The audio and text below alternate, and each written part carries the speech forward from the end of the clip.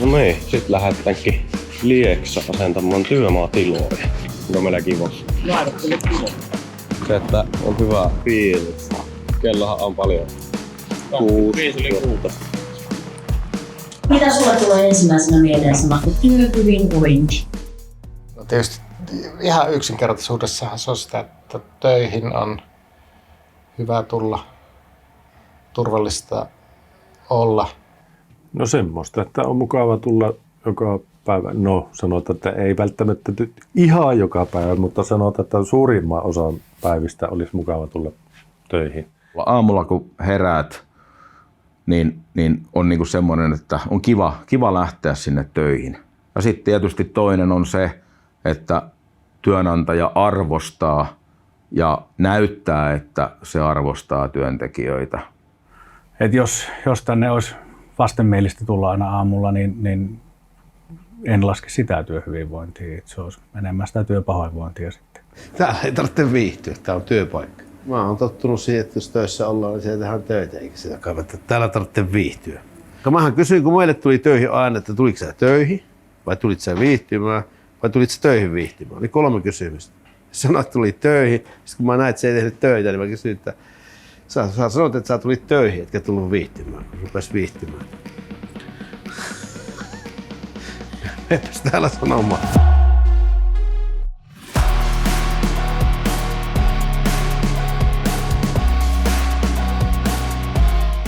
No kertokaa, minkälainen on täydellinen työpäivä? Emme keksi täydellistä työpäivää. Varmaan joku koppiasennus olisi semmoinen. No joo, no ehkä se täydellinen työpäivä olisi, kun aurinko paistaa, tulee semmoinen sopivan lämmin keli, siinä tulee jo hyvä fiilis heti aamusta ja sitten kun kaikki asiat menee niin kuin ollaan suunniteltu. Tai ylipäätänsä ollaan suunniteltu ne asiat, mitä mennään tekemään. Se on jo hyvä lähtökohta. Ja mitä siellä työpaikalla tapahtuu?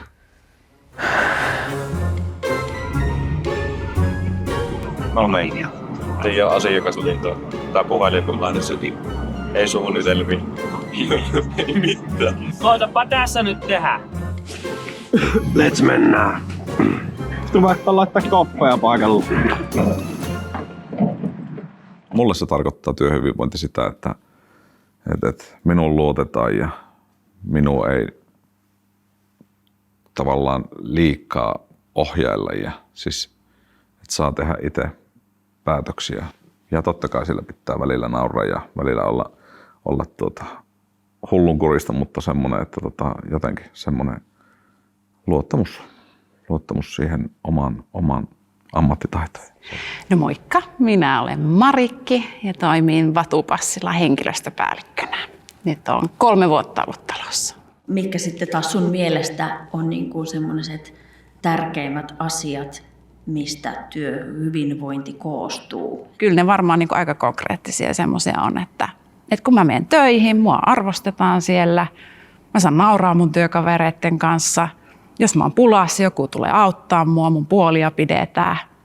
Mä oon hyödyllinen, mä saan hallita tätä työtä itse, mä saan tehdä päätöksiä.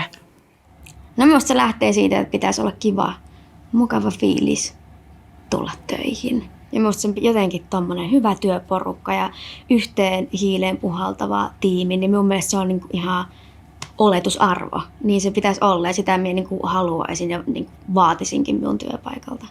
Se koostuu niistä toisiaan tukevista ihmisistä ja...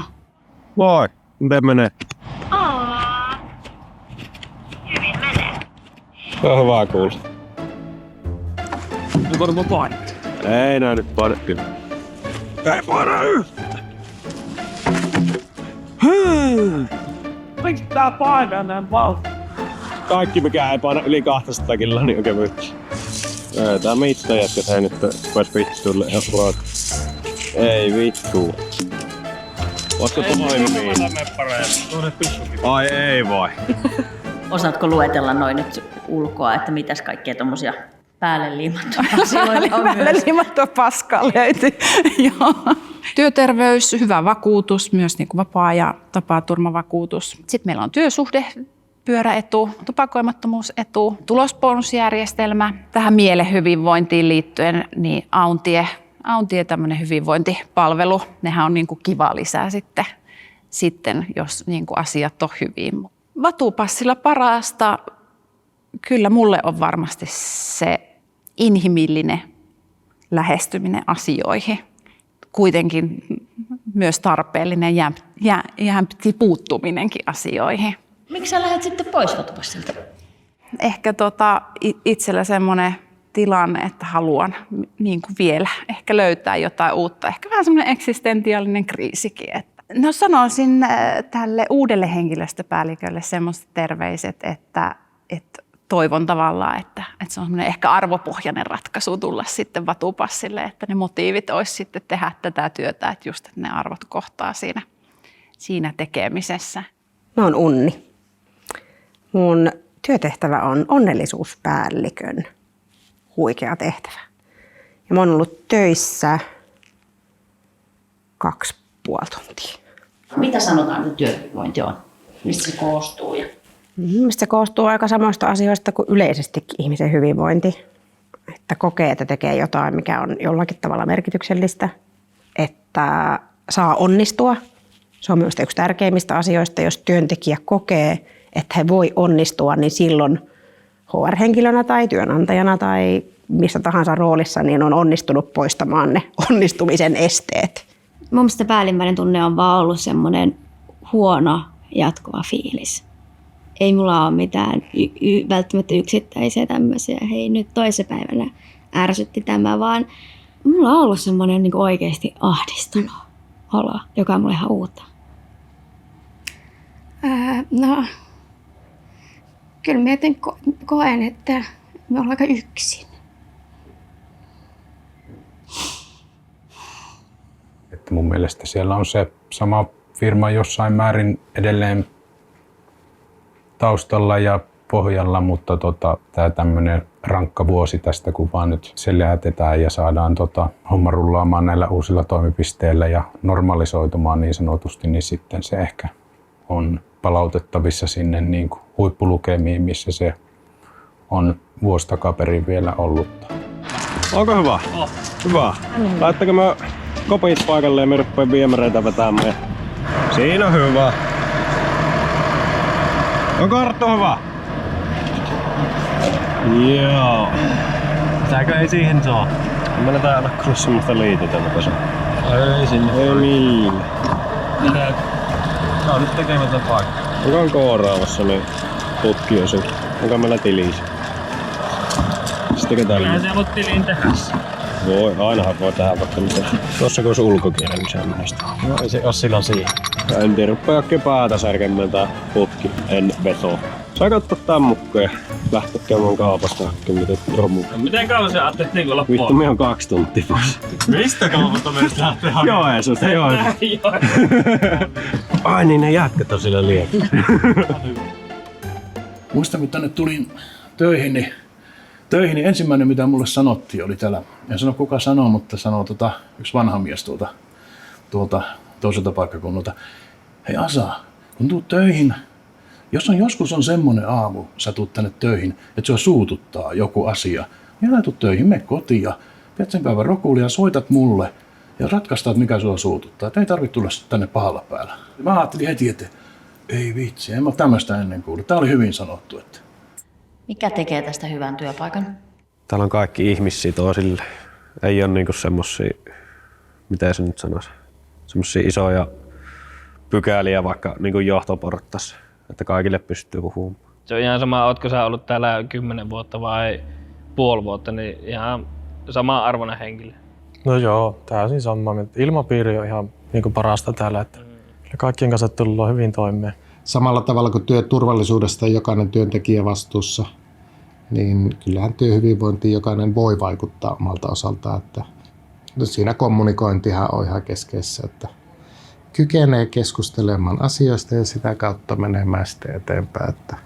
Mutta ei se voi olla sellainen, että tullaan jostain hattuhyllyltä kertomaan, että nyt olkaas onnellisia, kun tässä on nyt tällainen. Mä tulin nyt kertomaan, että miten teistä tulee tyytyväiset. Kyllä sen pitää niin kuin kaikkia siellä työyhteisössä siihen osallistua, mutta jos ei ole siihen tahtotilaa, niin eihän sitten asiat tietenkään tapahdu. No niin, sitten olisi käyty vähän lisää tavaraa. Hakke paikallista rautakaupassa, niin se on vedet laitettu tuohon työmaakoppeihin ja nyt ajatellaan, että junaa väistyy. Se on riiät, jos suottaa mennä hetki. Mä en saa olla pientä häslinkkiä, kun ei ollut tilliä siellä kouraamassa. Mie maksaa omilla rahoilla. Olisiko siinä? Just sen puhpa, että minä ei saatiin semmoista selekkoa, että täällä on... Valmiit pohjat. Onks tässä järkeä vai ei? Onko miten paljon se maa nousee tänne? Onks tää vähän jääs? On. Joo, vittu meneekin kun betooneen se jääs. Ei vittu. Mitä? Vittu me ei jaksa. Joo, eikä laita kotiin. Eihän se päivä ollut. Eihän se päivä ollut siinä. Kuulostikin liian hyvältä ollakseen totta. Tämä ei ole se unelmien työpäivä. Ei jaksa kaipaa mulla yhtään. Saatana savvei taas tuu. Tehdään pohja. Vittu tee itse. No vittu, vähkä. Varmuus huomisesta niin ollut hukassa hetken aikaa tässä, mikä on myöskin todella suuri vaikuttava tekijä siihen työhyvinvointiin. Että jos tietää, että niitä töitä on vielä kuukauden päästä ja vuoden päästä, että se jotenkin olisin suonut tähän väliportaaseen, eli nyt puhun Millasta ja tästä toimivasta johdosta, mikä näkyy tänne, niin tavallaan heidän luovan sellaista varmuutta tähän, että nyt on oltu vähän löysässä hirressä, kun kukaan ei oikein tiedä, että mitä tapahtuu ja sille, että mikä se on se omistajaohjaus siellä ylempänä, että se ei ole välittynyt ollenkaan. Että siinä on sellainen tietotyhjiö ollut nyt tässä välissä. Ja sellainen spekulointi täällä, että onkohan meillä huomenna töitä, kun se on sellainen sitten, että kun se huoli täällä rupeaa nostamaan päätä, niin se perkele, kun se tarttuu. Yksi sellainen, mikä siellä on kyllä heti ponnahtanut pintaan, mistä en kyllä yllättynytkään, on aika yleinen ongelma, niin on tietysti kommunikaatiota ja viestintä, jossa voi aina parantaa.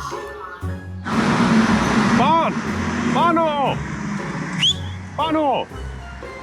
Siirrä meidän auto teidän auton taakse, ne tyhjentää tuon lavaa. Siirrä auto!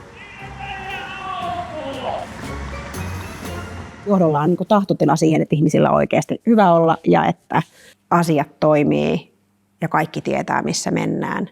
Voi olla myös, että asioista kommunikoidaan liikaa, jolloin asiat hukkuu jonnekin tekstiin ja yksi pieni pallero jossain 17 sivun dokumentissa, joka lähetetään sähköpostiin, tai joku ei lue, on se, jos on se tärkeä tieto, että by the way, sulla ei ole mitään hätää, tai että tämä asia on tehty tästä syystä, tai jos se viestintä on vääränlaista tai väärään aikaan tai väärille ihmisille tulevaa. Nyt taas kaikki kopit paikoilleen.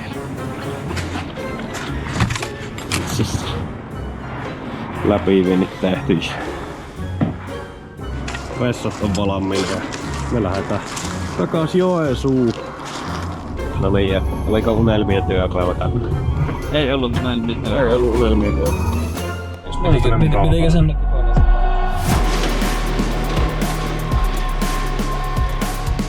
En mä siihen voi vastata millään tavalla. Ei se niin sanoista mun murheeni. Onhan se sun murhe. Mä en vitti edes kaikkea, mitä mulla tulee mieleeni kertoa. Se kukkia ei ole vielä tullut, vai muisteliko, että se nyt Milla olisi halunnut tänne lisäkasvia? No Milla nyt puhuu vaan, mutta ei se kukkia mulle tuo tänne kuitenkaan. Meidän Nikkoliini oli antanut mulle palautetta, että ei kuulu sellaista palautetta, että minä vaan puhun ja en ikinä ole sulle kukkia.